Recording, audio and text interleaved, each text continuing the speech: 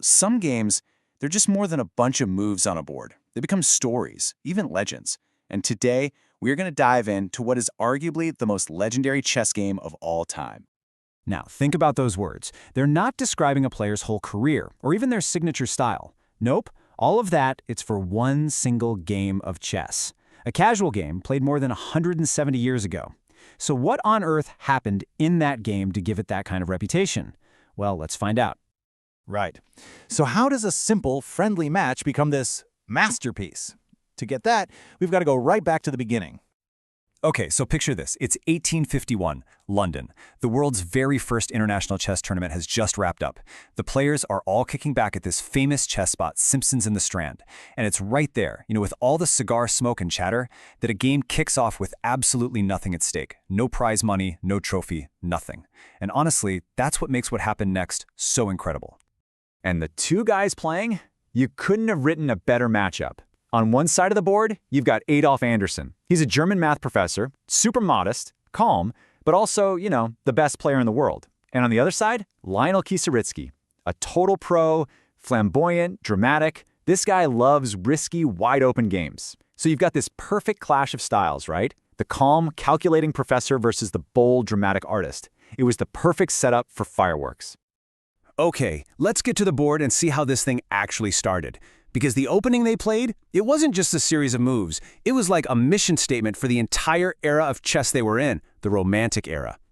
So Andersen kicks things off with what's called the King's Gambit. Now, if you're not a chess buff, all you need to know is this is a super gutsy way to start. White literally just gives away a pawn on move 2. Why? All for the chance to blow the game wide open and go for a lightning-fast attack. It is classic high-risk, high-reward chess.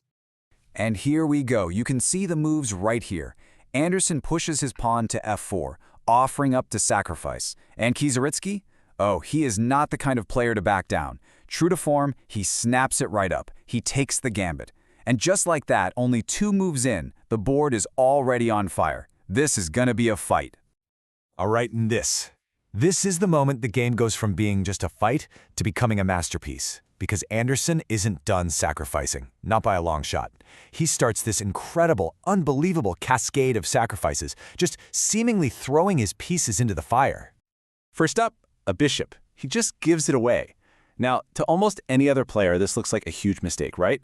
You're just handing over a powerful piece for what looks like nothing. But Andersen, he's seeing something different. He's got a plan. And he's not done. Next, he sacrifices a rook. A rook! One of the heavy hitters on the board. Can you believe it? The pressure is just building and building. He is just relentlessly piling on the attack. So you gotta ask, what is going on here? Is he just crazy? No, this is the key to the whole game. Andersen understood something really deep. He wasn't playing with material, he was playing with time and energy. He was trading his pieces for something way more important, tempo. See, Kieseritzky's king was stuck out in the open, and every single one of Andersen's remaining pieces was jumping into the attack. Meanwhile, Kieseritzky's huge army was clumsy and couldn't get back in time to defend. In a position like this, speed is everything. And then we get to move 18, a move so shocking people still talk about it. He offers up his second rook. Both of his rooks are now gone. He's just giving away his last major piece, leaving his own king looking super vulnerable. This is just pure, insane confidence. Okay, just take a look at this. This chart says it all. Look at the board. Kieseritzky, playing black, has his queen, 2 rooks, 2 bishops. I mean, he has a massive army. And Andersen? He's down to just his queen, 2 knights, and a bishop. If you just counted the pieces, you'd say this is a dead lost position for white. But games like this aren't played on paper. And here we are, the grand finale. His army is in tatters, but this is where Andersen unleashes the final attack. The combination that made this game, well, immortal. So Kieseritzky's king is totally exposed, just stuck right in the firing line. But here's the puzzle, right? How in the world are you supposed to checkmate an army with just 2 knights and a bishop? It looks completely impossible. And then comes the move that still gives chess players chills. Move 23. Andersen sacrifices his queen. His queen. He puts his most powerful piece right where it can be taken.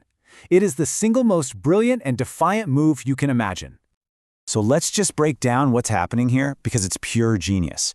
That queen sacrifice, it's a trap. It's a beautiful, perfect trap. If Kieseritzky makes the most obvious move in the world and takes the queen, it's instantly game over. Andersen's little band of survivors, those 2 knights and the bishop, they slam the trap shut. They've created this perfect net, and the king is checkmated. There's literally nowhere to run. And Kieseritzky, he sees it all. He understands the beautiful, terrible trap that's been laid for him. He just stares at the board. He knows there's no escape. He doesn't even take the queen. He just resigns. And in that quiet moment in that London cafe, the legend of the Immortal game was born. So why are we still talking about this one casual game all these years later? What was it that made the chess historian Ernst Falkbeer call it the Immortal game? Well, for a few reasons. It's immortal because it proved that in chess, beauty can be more powerful than just having more stuff. It was the perfect example of that swashbuckling, attacking style of the Romantic era. It's really a masterclass in courage and pure creativity. It's a story that's just been passed down from one generation of players to the next. And you want to know maybe the best part of this whole story? The person who made sure this game lived forever was the guy who lost, Kieseritzky himself. He was so blown away by the masterpiece that had just beaten him that he was the first person to publish the game, making sure the story of his own incredible defeat would never be forgotten. Talk about sportsmanship. So what are the big lessons we can pull from this? While the Immortal game teaches us that being brave can be a beautiful thing, it shows that if you want to create a masterpiece, sometimes you have to take a big, calculated risk. And maybe the biggest lesson of all, imagination can be so much more powerful than just having a material advantage. And that really gets to the heart of it, doesn't it? You don't always win just by having more on your side. Sometimes you win with a better idea. Sometimes you win with imagination. And that kind of leaves us with one final thought, doesn't it?